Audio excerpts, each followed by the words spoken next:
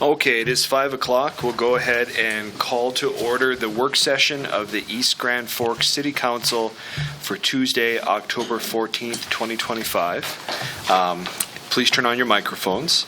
And will the city clerk please call roll? Mayor Mark Olson? Here. Council President Brian Larson? Here. Council Vice President Tim Reupel? Here. Council Member Sammy Schumacher? Ben Takshavinsky? Here. Dale Helms? Here. Donald Casey? Here. Karen Peterson? Here. We have a quorum. Moving into our agenda, our first item is an update of legislative session from the Coalition of Greater Minnesota Cities. Marty Seifert is here. Marty, I'll turn it over to you for an update. Great, thank you. Appreciate City Council having me in tonight. Marty Seifert, I've been up here now for 11 years, I want to say, or 10 years, I forget. Every year for 10 years. Appreciate you having me. I have a packet for everyone. There's extras over on the table, but I'm going to kind of peruse past like the meat of the outside because that's more other things that were going on at session that aren't as detailed. I'm more of a detail person. So I'm going to have you open it up and I'm going to refer to this chart on outcomes because that's what I'm kind of an outcome-based person on what we worked on. As all of you know, we are directed by the board and the membership on certain issues. The lobbyists don't make up what we want to work on. We take direction from you.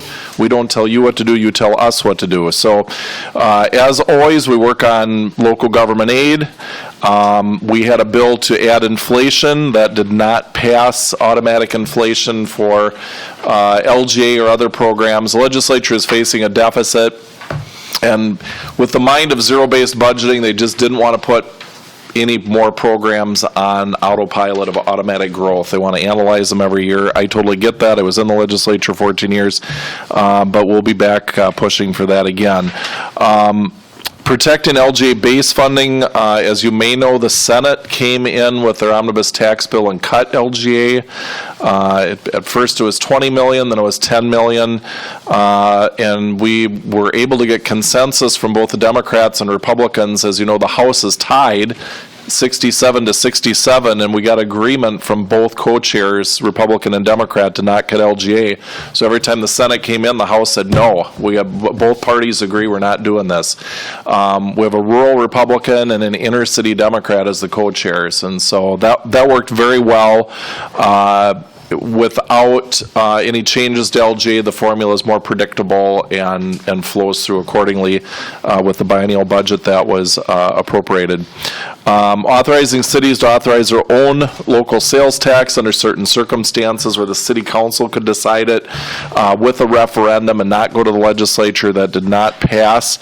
It was something the Senate was interested in, but the House was not interested in. The DFL co-chair on the House side, while very helpful in LGA, hates sales taxes, particularly local option sales taxes. So she's the one who put the moratorium on that expired this year. So she's not interested in making it easier to do local option sales tax. She wants to come to the legislature yet. And then the moratorium ending on local option sales taxes did end, so that was a victory for local control. The next items on housing and economic development, we did get some money for Greater Minnesota housing grants. There were a couple misfires in there in terms of like trying to get the income restriction for that TIF, and the biggest battle was probably over zoning. There's an obsession from certain groups to take away local control of zoning, where multiplexes could be thrown into single-family neighborhoods, and city council and your planning and zoning would have nothing to say about it. And that's just bad policy. For over 150 years, the state has said the locals know their town. You know, your engineer knows the infrastructure. You're not going to have a big apartment building put in. The legislature doesn't know what sewers can handle, what water can handle. You know that stuff, and you know your neighborhoods, and you know kind of where to put things. And we have tried very hard. We want more housing, but we want local control on housing. So we did beat that back. There were 60 groups in favor of that bill, and only us and the league against it, and we still beat it. So we're pretty happy with that. Bonding for BDPI, we end up with $1.5 million because the bonding bill got snipped down in size a little bit. The BDPI base funding, the governor proposed to eliminate the base funding for BDPI, and I know that's been used in a lot of rural cities. It's an only rural program. Our office kind of came up with this program, so the Metro is not eligible for this, and we were able to continue base funding for that. The child care grant stuff did not get funded at the levels we wanted. On the backside, water and wastewater infrastructure, we actually got, we thought, a pretty good victory on money in the bonding bill for WIF and PFA, increasing the grant caps, which haven't been increased for many years. They were at about 5 to 7 million. We bumped them up to 10 and 12 million now, so a city can be eligible for more money, because they're literally bankrupting the cities with all these expensive mandates, and so to lift the cap will help ease your utility fees. And then there's a creation of an emerging contaminants program that's going to be mainly aimed at this PFAS issue that's essentially in everything. 18 million for that. And then lead line replacement, there was a huge amount of money put in last year, mainly by the federal government, that we put another 3 million into that. On transportation, we proposed a very big increase for corridors of commerce. We ended up with a $5 million cut in the 28-29 biennium. Some people are asking, well, why was that? To be blunt about it, the governor wanted a new $100 million state highway patrol headquarters. We're all for the highway patrol, we're all for public safety, blah, blah, blah. But at the end of the day, we think that the trunk highway budget should be paying for trunk highways. Highway 2, Highway 71, Highway 59, whatever. It's not supposed to be paying for buildings, but at the end of the day, they prevailed to take some money out of different pots and pay for this new headquarters building at $100 million. So 5 of it came from corridors of commerce. Local bridge replacement, we got $20 million for that, which was more than actually the House or Senate even had originally proposed. The local road improvement program, we got more money than was originally proposed. There was this greenhouse gas language that was put in during the trifecta that essentially was it makes an expensive mess out of rural road projects, and we got some minor language change on that, but not probably as much as we should have. And then increased revenue from electric vehicles. I think, as you know, as we ramp more electric vehicles on, they're very heavy. The batteries aren't light. If you've ever had electric cars in your fleet, they still wear on the roads, and just to get by paying a minimal fee or not much at all. So we did convince the legislature that they need to start treating these cars similar to regular cars, or eventually our trunk highway fund doesn't have any money in it if people all move to electric like they want. And then emergency medical services, we did get the program created last year. We have one-time funding of $16.4 million this year. We had 20 to 30 last year. That money all went to rural Minnesota because they have the economy of scale for EMS services in the Twin Cities. So those are the things we worked on. We are working on other things that aren't on the sheet. I do want to make note of our fall conference, which is this red sheet. We'll be in Grand Rapids. I know that's up north, but it isn't exactly local for you guys. But if any of you can come to that, we're going to have some very interesting speakers. We're going to have a lawmaker panel. We're going to have a panel on of our attorneys on how this paid leave program is going to work, how it impacts your city, how to prepare for it, because it starts January 1. So if you have your HR person, they may want to come to the conference. Actually, we have some of those people that are coming purposely for that. And starting to talk to your neighboring cities. If somebody just takes a walk for 2 months on paid leave now, and they're your wastewater operator, what are you going to do?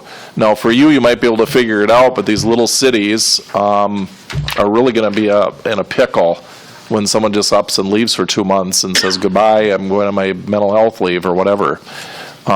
So policemen, administrative staff, wastewater operators, street department people, etc. You're going to have to start talking to Crookston, Thief River Falls, Warren, some of these other cities on, maybe we need to think about job sharing as people go off on leaves and stuff. I'm not sure it's going to be a big issue at first. My generation has a very good work ethic, etc., but I think as time goes on, and these younger people find out they're entitled to months of paid leave, they're going to start treating it as an entitlement, and they're going to take it. And so we have to think about how we're going to manage that. So fall conference will be in November. And then the other handout, I just wanted to, if any of you have issues or like, hey, I think we should be doing X, Y, Z on transportation or LGA or housing or whatever, these are all the staff contacts. I'm supposed to be an expert on everything, so my name isn't on here. But these are all the experts of the different subject areas we deal with. So feel free to either text or email those folks. I think I pounded about 50 pounds of potatoes in a 10-pound bag. That's pretty much everything I got. What issues do you have for me before I go off to the Warren Council? Okay, thanks, Marty. Any questions for Mr. Seifert? Things that you want us to work on? Did we get your LGA fixed finally? That was I think we're in a better position. yeah. That was a issue for about, 7 years until we finally redid the formula? Are they gonna relook at that again? We redid the formula in 2023, injected in more money. In short, rural Minnesota has about 46% of the state's population. That's the 80 counties outside the 7-county metro. So we're in a minority for the first time after the census. We get 2/3 of the LGA allotment. So we're hesitant to reopen the discussion on the formula because at the end of the day, we're going to get 67 to 69% of the money. And we feel if this conversation gets reopened, the metro is now in the majority for the first time, and we're going to be like, they're going to look at this and be like, hey, you guys only have 46% of the population. What do you get? Almost 70% of the money. So we are very cautious about reopening the LGA discussion again, because we did have consensus from the metro cities, the league, us, the small cities. We were all at the table when the new formula came up, and everybody agreed to it. The legislature, I think, is hesitant to reopen it unless we ask them to. And I think our members so far have said, let's kind of let sleeping dogs lie for now, because we don't want to go backwards, obviously. And you guys are in a decent spot, particularly where you were before, but the little cities, your Winger and McIntosh, and it's half their budget. It's 60% in some cases. So if LGA gets messed with, they don't have much for staff. They're it's 100 houses at most, mostly people on Social Security or low income. So they're in a really tough spot if LGA really starts going down or the formula gets changed for the worse. So, what else? Any other issues you need us to bring back? We do set the legislative platform at the fall meeting, so if any of you come, you get a vote. If you're a member of the council, an administrator or mayor, you get a vote on that. So there'll be proposals that'll come from the committees and the board of directors on what we're going to work on next session. Most of it's going to probably be bonding, protecting LGA, money for childcare, money for transportation, economic development items. There's still shortage of childcare here. I know that was an issue last year. Do you know how many slots? 551. 551. Wow. Is that in the county or the city? That's in the city. Just the city. Yep, and we have, excuse me.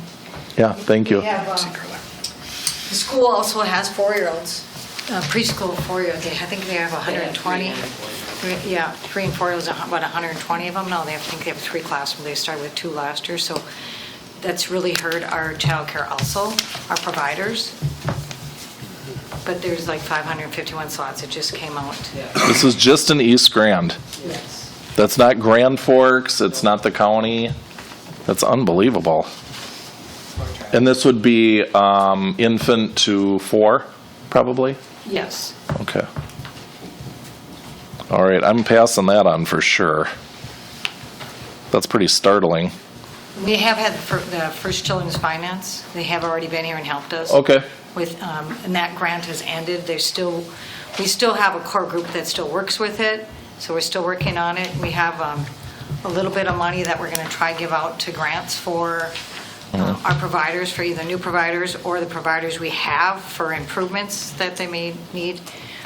We have a child care appreciation every luncheon, supper for our providers, and so we kind of talk to them and find out what their needs are. And there's a lot of them that have been in business for a very, very long time, and we're just worried that some of them are going to even retire. We're losing 3 providers this fall in our county that are in-home, and they take care of about 6 to 15 kids apiece, and they're all retiring. So we're getting in that, but we don't have that many slots open, but it's in the hundreds. Yep. Thank you, that's good. What else do you have for me? I think I mentioned to you, it's about the sales tax, the marijuana. I mean, it'd be nice to be able to claw some of that back, especially when we have to enforce or, make sure they're doing things correctly. So I think that's something that I would hope that would be a larger thing for everybody. Right. Do you think that would be treated like a local option sales tax, where your council could just impose like up to 1% or something, or what are you thinking in terms of mechanism? I guess because right now the state mandated that there's a separate sales tax for that. Correct. And we were supposed to get 20%. Correct.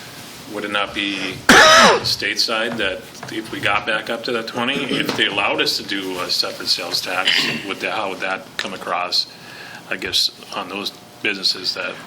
Well, they had an aid program for marijuana tax for revenue sharing, and they took that away as part of this balanced budgeting thing. Leave it to the state to promise something and then 2 years later take it away from you. So, that's the reality is we're going to have to talk about, would this be on top of the sales tax or what? I'm curious to see what other cities are thinking right now after. We'll have a discussion at fall conference about it. I mean, we still have some of the more traditional cities that want an exemption ability where they can not have it sold in their city and not be mandated to license it, but I just don't know that that's going to ever go anywhere, not with the political composition down there. I don't want to be like falsely promising people, hey, we can get this through, because I just don't think it's going to happen. I love local control, but they imposed this that you have to sell marijuana. It's not an option. So we can talk about it if people want us to expend energy on it, but I just don't think it's probably going to happen to opt out. So how are you handling that? Are you guys doing municipal licensing where you're going to sell it out of your liquor store, or are you doing private? Private. Okay. We have a couple cities kicking around doing it at their liquor store and licensing themselves. So. We don't have a municipal liquor store here. So. Oh, you don't? Okay. Interesting. Okay. So how many private sale liquor stores do you have in town? 3. 3? Okay. I learn something every year. I didn't know that. Okay. Anything else? All right. I'm off to Warren's council. Thank you. All right, thanks, Thanks, Marty. Okay, we'll move on to item number 2 here. Request to approve Corporal Roue as General Crimes Investigator, Chief Hedlund. Thank you, Mr. President. A couple of things on this item. I was discussing this with Mr. Huttunen earlier today, and we both realized that in the past, this is a transfer rather than a promotion. So typically, actually, has just been done in-house without coming to council approval, but we had already had it on the agenda, so we agreed that it was in the best interest just to keep it as it is on the agenda. I do apologize for the mistyping in the heading. I had plagiarized my own preliminary request to have this position started a few weeks back, and I didn't change the heading on the RCA, so I do apologize for that. We did do a process that was authorized by the city council a few weeks back, and Corporal Justin Roue came out on top of that, so he would be the one that we are recommending be moved into the position for the open general crimes investigator. Okay, thank you, Chief. Any questions for Chief Hedlund? We have 3 in that investigative unit. Are they like on different years as far as replacement or rotation, or? One is on a permanent assignment and was moved out, and Nick Anderson is on a temporary assignment, a 3-year rotation that is scheduled to expire next November.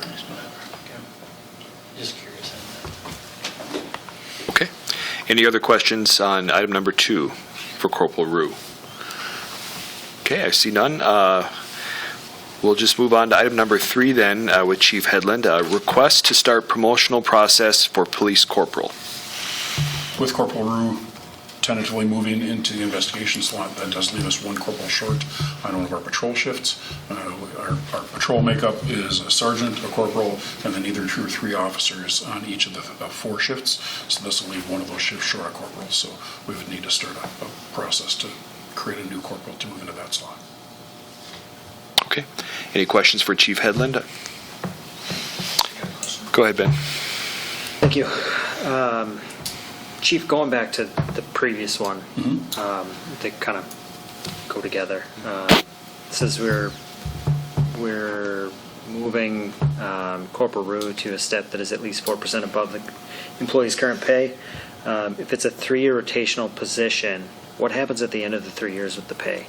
He would go back and he would revert to corporal's pay, assuming he has not been promoted in the meantime. But he would get the commensurate steps would be figured in. If he wasn't at top pay, he would have gained any steps that would go along. Those would be figured in. So say he would, and I'm not even sure off the top of my head what step he's at. I think he's 9. But if he were at, say, example, step 8, 3 years, he would be moving up to step 10 for sure during that time. So he would go back as a top pay corporal. Okay. Just a 9 step. He's on, okay. So Yeah, as just a 9, curious. then next year, a year from now, he would get a step increase, and then he would go to step 10 as the sergeant's pay, and then, of course, going back, he would be at top pay for corporal. Sure. Okay. Thank you. Okay. Any other questions for Chief Hedlund? See none. Let's move on to item number 4 then. Request to replace police department sign and memorial. Chief Hedlund. Thank you. I apologize for the detail. I did a rather lengthy RCA, longer than I typically try to do, but I was trying to get the information out. In my opinion, our sign, the front of the police department, has steadily grown almost to the point of being an embarrassment, to be honest with you. The bushes that had surrounded the flagpoles for years had just gotten ridiculously overgrown to the point there was more bush than there probably was leaves, or more branches, I should say. And they had gotten so overgrown that our staff literally had to force their way through the bushes to get to the flags to be able to raise and lower them for when we need to move to half staff. With the assistance of Public Works last year, we were able to get those pulled out, but we haven't been able to make any progress until this point in time in trying to do anything further with that site, which is just kind of an eyesore right now. The sign, to the best of my knowledge, is the original sign that was first put in place in front of the police department back when this building was established in the mid-1990s. Once upon a time was a lit-up sign. I don't recall it ever being lit in my time, which is over 17 years now here in East Grand Forks. It has never worked, so it's just been a sign without being lit up like it was supposed to be. Also in that area, we have the memorial to Officer Kenneth Olson, who was killed in the line of duty. There's a light fixture that's in front of that memorial that has reached a point where it's got multiple diodes in the light, and I think there's 3 of them that actually are still lit up out of probably 50 or 60 at this point. So the light is completely ineffective at this point in time. Discussed a variety of options. We looked at one sign company in town. Their prices were cost prohibitive, to say the least. So I chose to look at other options. Ultimately wound up with Grand City's Monument, which is the former Stennis Granite here in East Grand Forks. They gave me some options. The least expensive, but I think also still an extremely good example is what I've presented to you. Would be a 7-foot granite sign that would be placed in the front of the police department signs there. It's basically the rough diagram of what it would look like if it's our patch, of course, then with police department in East Grand Forks, Minnesota. That came in at a bid of $9,120, but the owners of Grand City's Monument wanted to donate to this cause and said they would knock $2,000 off that price, reducing it to $7,120 for the stone itself and the installation. It doesn't take care of taking out our existing sign or any of the actual groundwork of like removing the stone that's there or ground preparation. We'll have to take care of that elsewhere, in other manners. But I have talked to Superintendent Stewart all about this as well. He said as long as we get the electrical taken care of, so that wouldn't be an issue for his staff. He said he felt they would have the equipment that would be able to take out the old sign. I subsequently talked to Eagle Electric, Jody Beauchamp, and he and I spent quite a bit of time out looking at the site, and he suggested that we kind of revamp it, ultimately move the existing memorial to Officer Olson over to the side, center the new sign in front of the flagpoles, and then develop a lighting system, ideally above on a pole that would shine down on the light and also on the memorial, as well as probably in the long run have lights that would shine up on our flags that would dramatically enhance the appearance of that entire area. When I talked to Granite City's monument about that, they had one of their staff come out and look at the existing memorial. It is not a polished stone at this point in time, and it's at a slight angle. It's kind of actually, to be honest with you, it's becoming in a little bit of tough shape. They're not sure whether they would be able to move it without damaging it, and they said the base also goes a long way into the ground. They're not sure how effectively it would be able to be moved. So they could try to move it, but it's possible it could be damaged. I have had some people expressed interest in reutilizing that memorial if we're able to move forward on getting a new memorial, and if it survives being removed from that spot, possibly putting it up on the part of the trailway that's near the North Pedestrian Bridge, where there's already some information on Officer Olson. So Granite Cities did give us then a bid also for a new memorial that would be of the same stone that the sign would be, and that came in at $2,420. In my initial budget proposal for next year, I'd had $10,000 allocated to try to pay for replacing the sign. This current year, our squad car came in significantly under budget. We were one of being able to reutilize quite a bit more equipment than we'd initially thought we were going to be able to, and so we're actually about $17,000 under. So my hope is to be able to pay for the sign and the memorial out of this year's budget, and then pay for any of the electrical work next year, since Granite City said it would be at least 4 to 6 months before the sign would be in, so we wouldn't need to be doing any site work until next spring, and that would include the electrical. Okay, thanks, Chief. Any questions for Chief Hedlund? I see none. You explained it well. Thank you. Thank you. Okay, let's keep moving through the agenda then, and we'll move on to item number 5. Additional information on engine brake ordinance and enforcement. Chief Hedlund. Thank you. Ms. Nelson has done a lot of the work on this. I want to thank her for that. I contacted a number of agencies in the region that do have engine brake ordinances, including Grand Forks, Crookston, Moorhead, and Detroit Lakes. All of them have various ordinances that do govern this. They're not identical, obviously, but they all cover it to a certain degree. None of the agencies has, to the best of their knowledge at this point in time, issued any citations. So I think they all feel it's beneficial to have, but there hasn't been a lot of enforcement action. So I believe this is one of those things that just having it in place can certainly help. It gives us a little bit of control, and it does give us something, should we have a continued problem, it gives us a little bit of teeth to actually be able to do something to people that are violating the ordinance. Okay. Any questions for Chief Hedlund on the engine brake ordinance? Okay. All right. Thank you. Mr. Gallstead, yeah? Do you have anything to add? Yeah. I guess at this point, my question would be, are we going to want me to draft something, or are we just still going to consider it? I'd recommend that we draft something, unless anyone else feels strongly indifferent to it. Okay, thank you. Okay, thank you.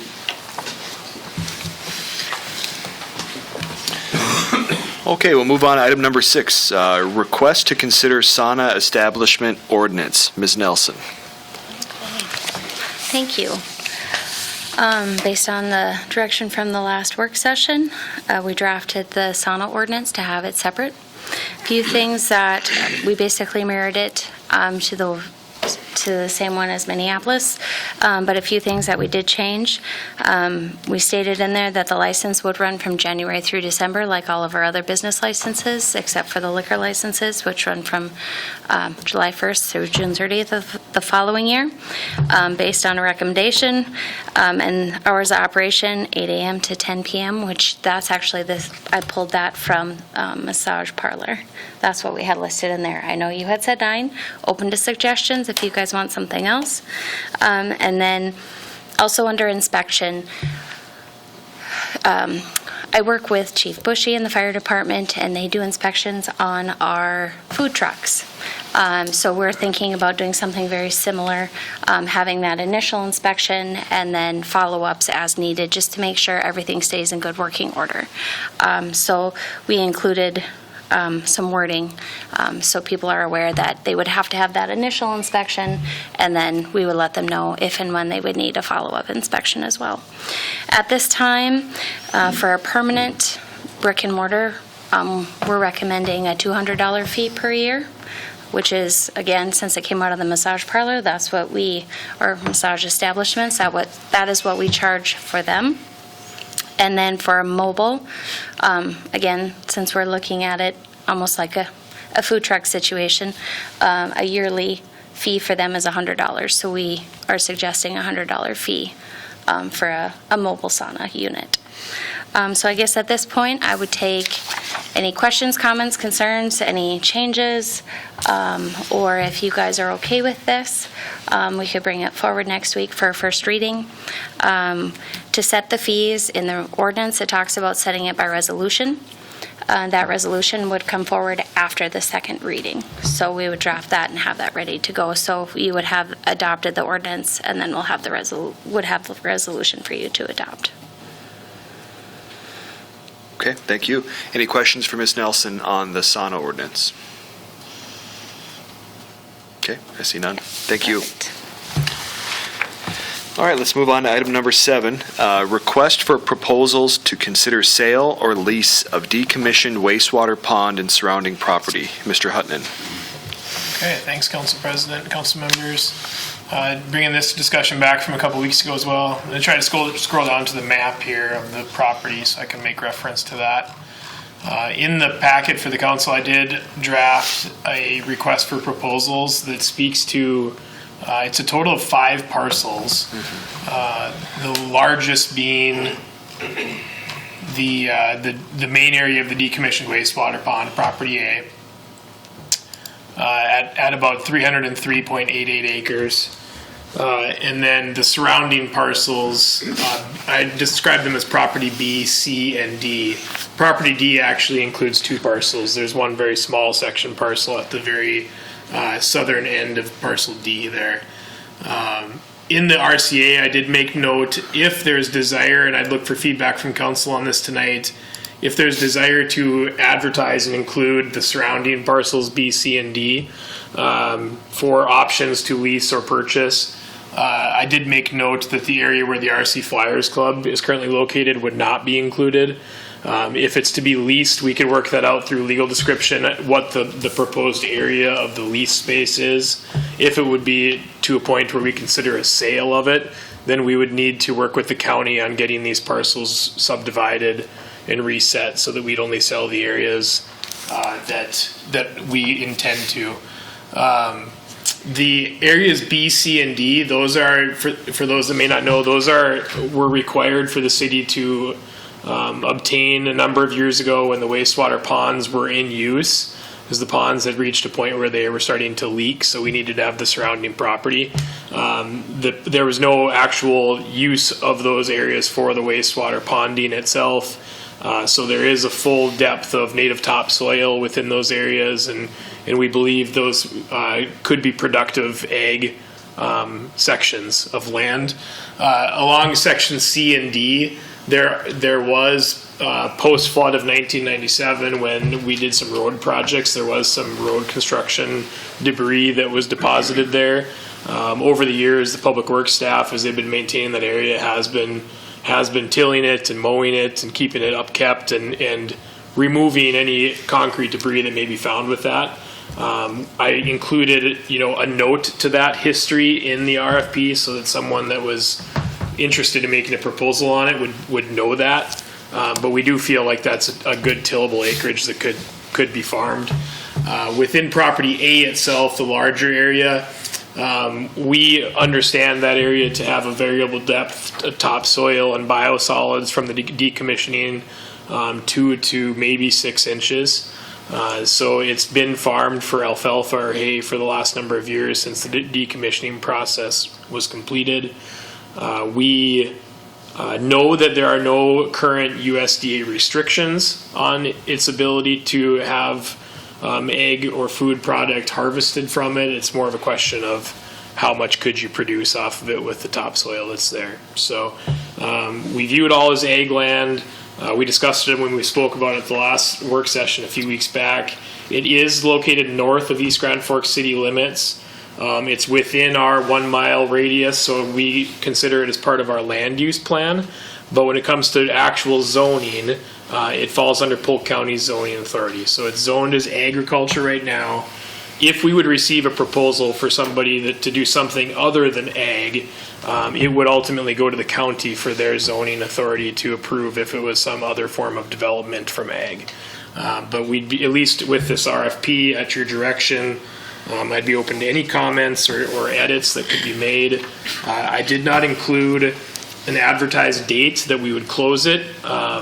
If I hear tonight that there's interest in continuing to move forward with some or all of the RFP, then I'll propose a timeline before it comes to the council meeting next week for consideration.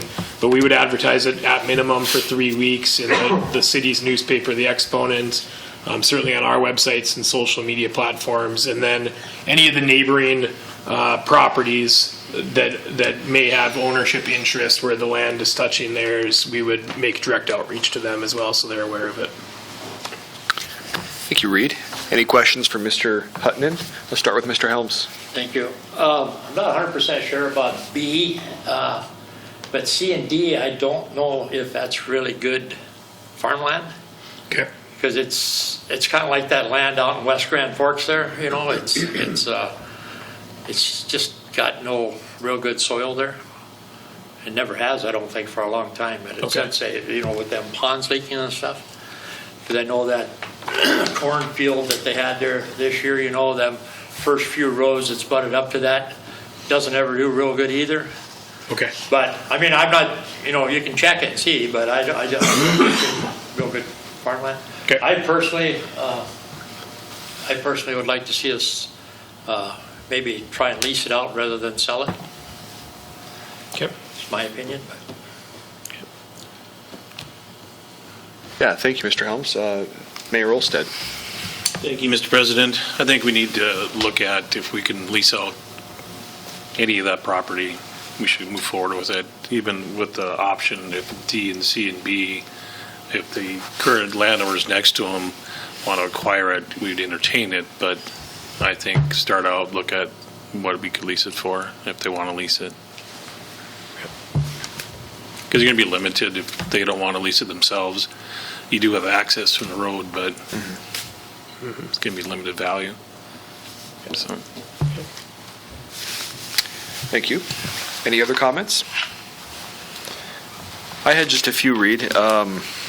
Just to be clear, you know, when proposals come back, we may see a mix of lease or purchase options for us to consider. Is that correct? That's the way that I structured the RFP in draft form. If it's the desire of the council to only advertise it for lease opportunities, we could restructure that and just speak specifically to lease. I'd be open to either of those. That's a good question. Just speaking for myself, it'd be interesting to hear what people would potentially do with the land. I would probably agree that I lean towards the lease option and the long-term rental revenue more than the one-time purchase. But at the same time, you kind of restrict the creativity of the development side, you know, what's out there.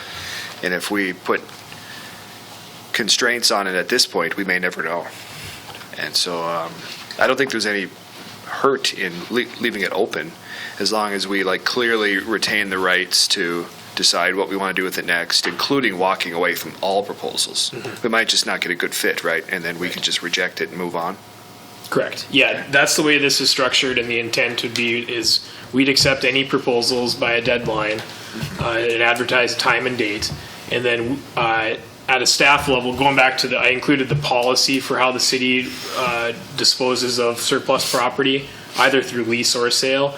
The first step of that is the city administrator and city staff would review all proposals against our current land use plan, against what we know about the property and what we believe the best and highest use of the property to be.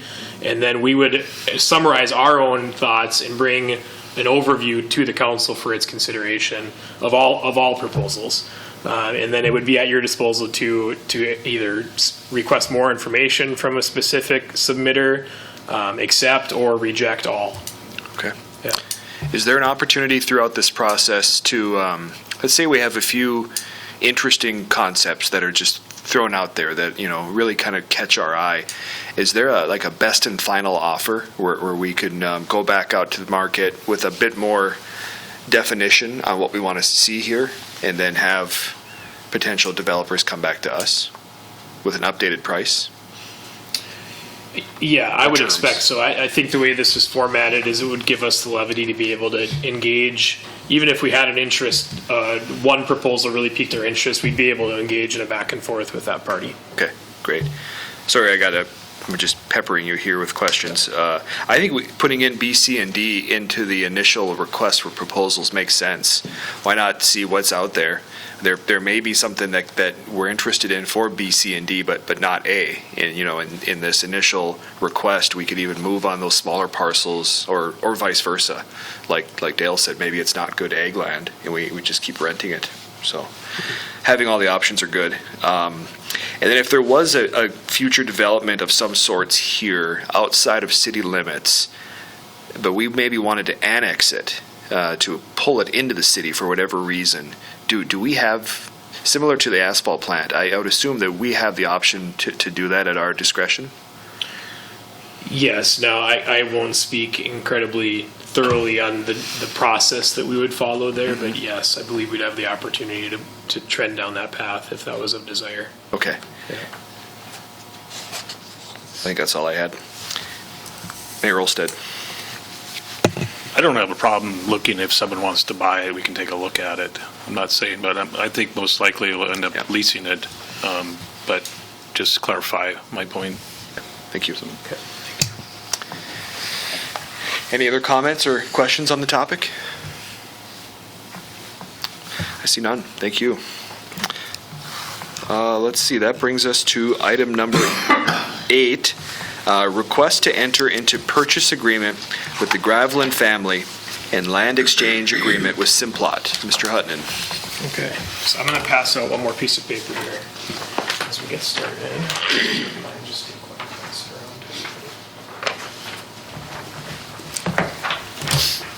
around. All right. Thanks again, Council President, Council members. As you're all aware, we've had a number of closed discussions in negotiating this transaction.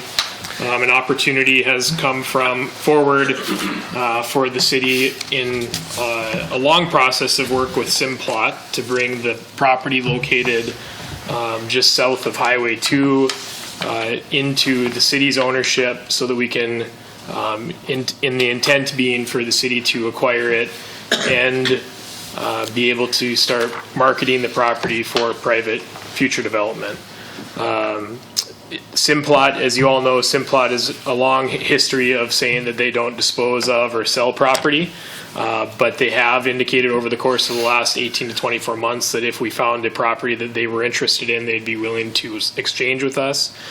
So we have come to an agreement with a property in Grand Forks to acquire that property for the purpose of executing the land exchange with Simplot. So the purchase agreement and the land exchange agreement that Mr. Galstead and with help from Simplot Legal Counsel prepared have been agreed to by the other two interested parties, the Graveline family, which owns the property currently in Grand Forks, and J.R. Simplot Company have both agreed to these terms.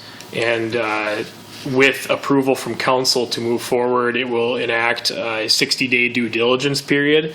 On the city's side, and ultimately acquiring the property in East Grand Forks off Highway 2, we have conducted the Phase 1 environmental survey that we wanted to, and that has come back clean with no findings. Mr. Galstead is nearly complete with title examination work. and some abstract work. So we're making good progress through our due diligence that we started on ahead of time, knowing that we had some verbal agreements in place. I'll try to scroll down. We have, since our last discussion at council, gotten more clarity on the stormwater easement that is running through the property with American Crystal Sugar. That's probably the newest development that we have in place. As I scroll to it here.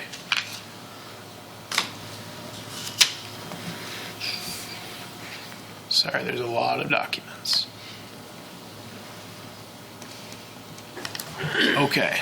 So in the plat that was provided by Widseth, this red line depicts the location of the stormwater easement as it runs from American Crystal's property, running northwest and dumping into the Red River. As you go down the plat, it's hard to see in white and black, but this would be like Stouse Park right through this area, and it kind of intersects diagonally through the Simplot property, being this lot. We understand that easement to be 30 feet wide. We've had a hard time finding the exact deeds that names the easement and what restrictions there might be on it. What we understand of it today, and if you track it through as it goes through the community, there are roads and parking lots and green spaces over top of the easement and in many sections of the community. It doesn't appear that there's any physical buildings built over top of it. And so our interpretation of it at this point is that we won't be able to build physical structure over it if it stays in its place as it is today. But we could do roads or parking lots over top of that surface. So at least with the information we have of it today, I wouldn't view that as a issue or a reason not to move forward with the transaction. I just wanted to make sure that we had called attention to that. It's new since the last time we spoke with the council about it.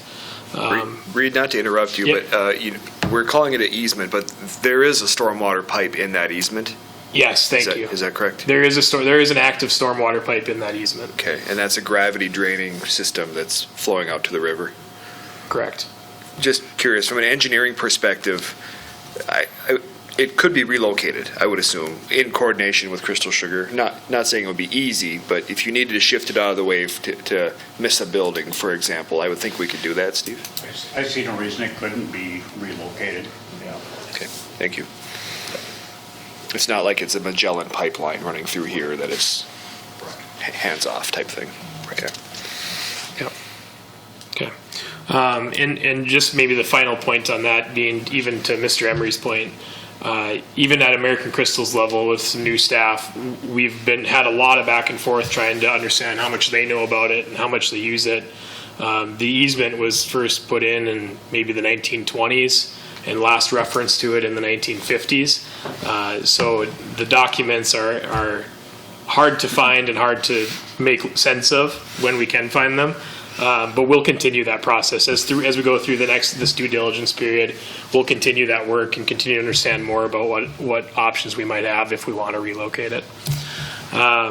So just make reference to that. Aside from that, the details of the purchase and the exchange itself are the same as they were the last time we spoke at a closed meeting to discuss the terms. The appraised value of the property in Grand Forks, which the city will acquire, is $1.55 million. And our agreement is to execute the purchase agreement in the contract at $1.54 million.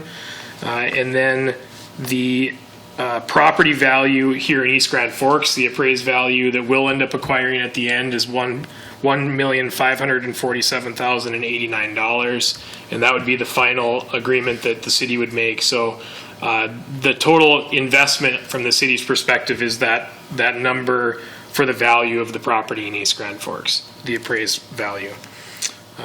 So with that, I think if there are any questions I can help answer. Otherwise, we will be prepared to hopefully take action on this evening at the special meeting. And then that will trigger final signing as soon as possible thereafter from all parties. And then that can start the 60-day due diligence so that ideally, hopefully, we'll be able to get to closing before the end of this calendar year. Great. Thank you. Any questions for Mr. Huttunen? Mr. Helms? Yeah, just one. So are you saying that that line going through there, that, are they using that or not using that? Or they don't know? We believe they use it. Okay. Did you get any more? I asked Mr. Stordahl to see if he could follow up. If you have any more information, Jason, please. We understand it to be active, though. We're not sure how often it's active, but we understand it to be active. I wasn't able to get any other information today, Reid, but yeah, we believe they use it spring and fall for their discharges, similar to what we would do with our ponds. It's a discharge for that for them. So how long a period it's used in, it might be a week or 2 weeks or something like that, but I'll work to see if I can get some more definite. Thank you. So it's still in usable shape then, it's, I guess. Yep. is what I'm- Yep. Any other questions for Mr. Huttunen? If I may, not to belabor it, but I realized I handed out a document and then didn't speak to it. This could be now or it could be in the special meeting, but I just wanted to speak to the finance side of this transaction. The total value that we talked about being the East Grand Forks site, that $1,547,089. Ms. Anderson worked with Brady Martz, our accountant, and looking for recommendation on how the city will account for this transaction. The recommendation being from Brady Martz that we would look at it, as long as we still continue to intend on it to be a city transaction, the city acquiring the property, that it would look at as an expenditure of our general fund. And so, as you recall from our budget discussions, we've been talking about our general fund reserves being at estimated 62-63%. This transaction at this dollar amount represents about 20% of our reserves. So it's going to show in our financial reporting as our reserves having an unreserved amount of 20% less than it currently is today. Now, understand that the full intent and purpose of the transaction is to make sure that we can get it in our hands so that we can market it for sale and future development. It'll still be something the city owns and has as an asset. And so it's going to affect that unreserved percent number that we look at a lot when we talk budgeting, but we still will view it as an asset. And when the purchase is, or when the sale, the next sale happens to a developer, whether that all be as one chunk or as it's broken apart in pieces, if that's something that is desirable to the council and to an interested developer, then those funds will go back into the general fund to recoup that balance. On the balance sheet, Reid, and I'm not an accountant, the way I understand it, this is a transition from cash to a real asset. So it is an asset on paper. Maybe you can help me with that, Carla, how that works. So when we purchase it, it'll just go on as land, and then we'll hold it for land, and the value, if we sell it off, the value of the land will go out, and the cash will come in. Okay. So it's still in our fund balance, in our assets as an asset. It's just when we look at our fund balance, that is not part of our fund balance because it's not cash. It's not a liquid asset. Correct. Okay. That's helpful. Thank you. Okay. Any other questions for Mr. Huttunen or Ms. Anderson as she's here? I see none. Thank you, Carla. Okay, and let's see. Let's move on to item number 9 then. Consider moving November 11th work session to Monday, November 10th. Mr. Huttunen. Okay, thanks again, council members. That's really the intent, is just a communication. I don't think there's any action necessary at next week's meeting as long as the council is in agreement. November 11th is Tuesday, that's Veterans Day, so it's a city holiday and city offices will be closed. We would just propose we'd have our work session that Monday rather than Tuesday. If there's agreement and nod of heads, then we'll just move forward with advertising that on our upcoming meeting calendar starting next week. Okay. Any questions or comments for Reid? I think you're getting the head nods you're looking for. Thank you. Great. That brings us to the end of the work session Can agenda. I just have a comment? Yeah, go ahead, Carla. I looked over the document and I had the wrong number for childcare in East Grand Forks is 252. According to this Herald, the 551 must have been the Polk County. So I just want to make sure that was correct, and I will make sure to email Marty and give him that correct number. Thank you. Big numbers nonetheless, though, right? Yes. Yes, yeah, thank you. Okay, well, with that, we'd be looking for a motion to adjourn the work session. Moved by Pakshavinsky, second by Riepel. All in favor, say aye. Aye. Opposed, same sign. Okay, motion passes. Work session is closed. And up next, we have a special meeting. So we'll go ahead and call to order the special meeting of the East Grand Forks City Council for Tuesday, October 14th, 2025 at 5:55 PM. Would the city clerk please call roll? Mayor Mark Olstad. Here. Council President Brian Larson. Here. Council Vice President Tim Riepel. Here. Councilmember Sammy Schumacher. Ben Pakshavinsky. Here. Dale Helms. Here. Donald Kinsey. Here. Karen Peterson. Here. Okay, we have a quorum. We'll move into item number 1. Consider approving the purchase agreement between the City of East Grand Forks and the Graveline Family LLLP for the purchase of parcel 44-2213-001-00 for a total cost of $1,540,000 and no cents. Moved by Pakshavinsky, second by Riepel. Any questions or discussion?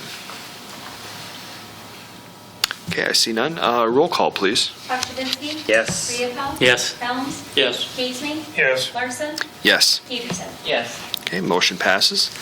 Item number 2. Consider approving the land exchange agreement between the City of East Grand Forks and Simplot Global Food LLC, exchanging parcel 44-2213-001-00 with parcel 83.02308.00, with the city paying an additional $7,089 and no cents to Simplot. Move. Moved by Riepel, Second. second by Peterson. Any questions or discussion? Roll call, please. Pakshavinsky. Yes. Riepel. Yes. Helms. Yes. Kinsey. Yes. Larson. Yes. Peterson. Yes. Okay, motion passes. That brings us to the end of our agenda for the special meeting. I would be looking for a motion to adjourn. Moved by Peterson, Second. second by Riepel. All in favor, say aye. Aye. Opposed, same sign.